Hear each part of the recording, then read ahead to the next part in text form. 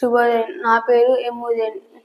నేను కేబీ పాఠశాల చదువుతున్న 8వ తరగతి విద్యార్థిని. తీగనిగార్తి పద్యం భాగం. ధర్మములైన పురుషులు ధర్మములకు బాధ చేయు, ధర్మము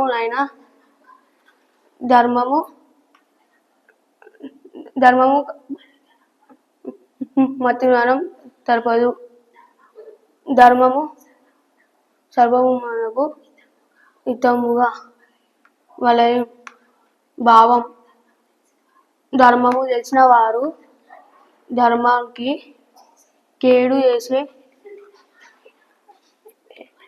ఎటువంటి ధర్మమునైనా ధర్మమని మనుషులు తలుచుకో.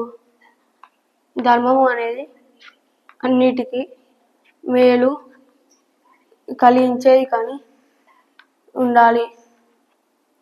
ధన్యవాదాలు.